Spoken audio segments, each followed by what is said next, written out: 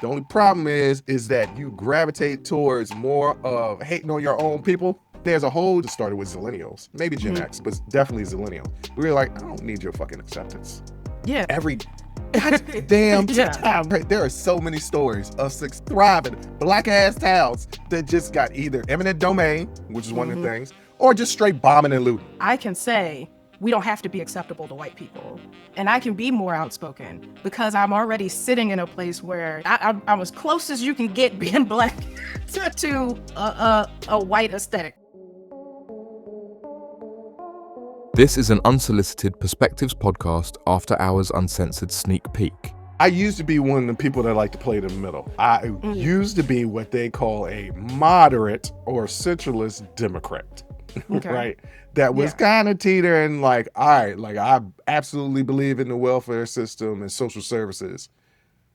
However, that should not be what you depend on for generations. Let's try to create these programs to lift people up to get them out. And the only reason why I felt that way is because I seen my two parents do it. But some people, I learned as I get older, are not as exceptional as our parents, right? So there's that too. Now I'm way more over on the liberal side. But so I see these people, and Stephen A. Smith is one of them. He's trying to not be one of those liberal black Democrats. And trying to see my mind is open. The only problem is that you gravitate towards more of hating on your own people. And it's just like to prove what? That you're a good Negro? Like, what is the point? Like, that's essentially what it is. Yeah, but like, who are you proving that to? White folks. You got to remember, there's a certain generation, and somebody brought this up to me as an older black man. There's a certain generation of black people that wanted a seat at the table, right? The whole fight for civil rights was, let me sit at the table. Why we wanted to sit at them lunch counters and eat that nasty ass food, I'll never know. But it was the principle. Because if you put a slice of cheddar on my apple pie, that's when you get the fuck out my face. Well, have you had it before? Yes, and it adds nothing. It adds nothing. I love cheese, and that's amazing. I love cheese. I love apple pie, but it adds nothing, and you can fight me on that. Okay. I haven't tried it, but you know what? I'm going to try it one day. Yeah, go ahead. But what type of cheese was it? Was it Kraft Singles? It was Kraft Singles? Cheddar.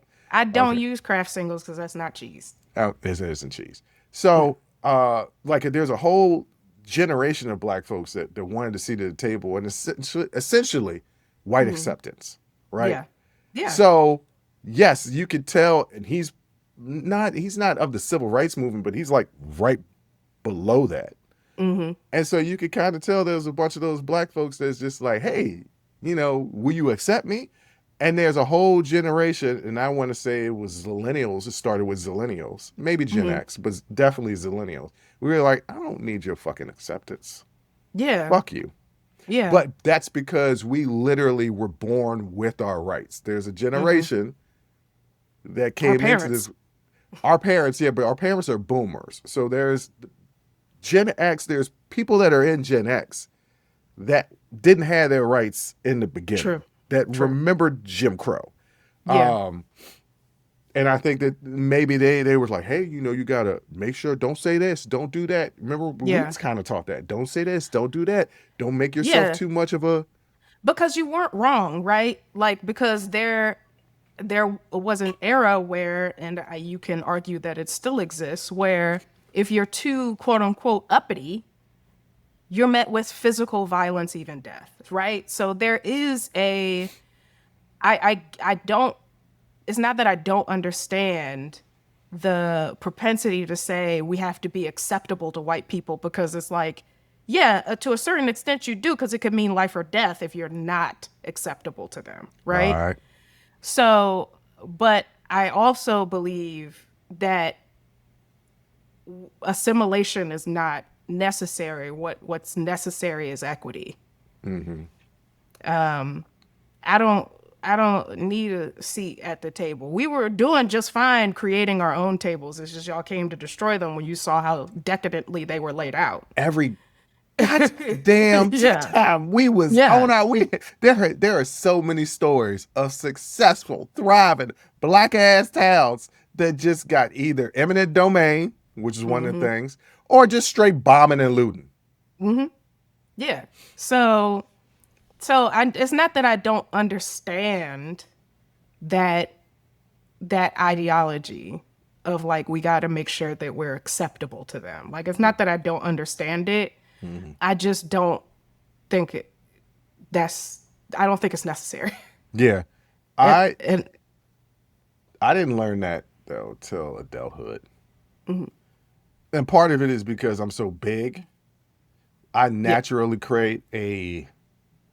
I'm a big giant black man. I naturally create a fear in white people just from my presence. And I've softened my presence, but I've softened my presence. I call it my Clark Kent and Superman. I don't bow up my chest unless I need to make my presence felt. Otherwise, I'm just, chill.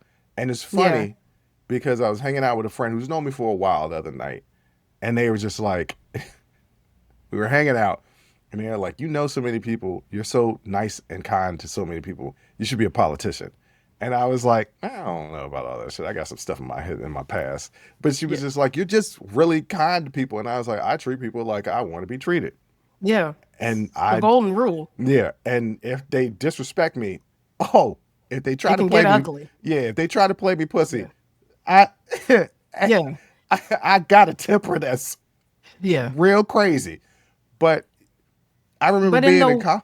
Go ahead. Oh, go ahead. No, go ahead. I'm sorry. I remember being in college and having these classes with these white folks, and they would be saying, they weren't saying like super ill shit, but I could tell the way they were raised, and they didn't even know that their ideals were rooted in white supremacy and racism. They were just living their life, and part of it is they were probably secluded from a lot of how do you know what you don't know? Right? Exactly. Yeah. So I took it upon myself to start, and I had to start to learn to do this, that even though I'm presented in all of these white spaces, and they're talking basically upholding white supremacy without even realizing it, and I don't think with true malice. I just think with ignorance, that I was like, all right, it is my responsibility to give them the other side. Yeah. And because I'm in the classes with them, I need to make sure when I make my point, I articulate it clearly, with intelligence, and without emotion. Because that's the thing. Like, you can't be yelling and screaming and getting angry. Like, you got to remain calm and just hit them with fact.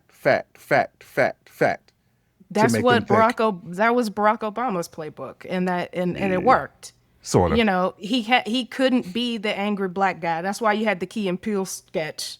The anger translator, right? Because he couldn't be that guy. But I actually, and I recognize this, that I'm the reverse of you, right? I aesthetically am acceptable in white spaces, right? I'm fair skinned, I have light eyes. I am acceptable in white spaces.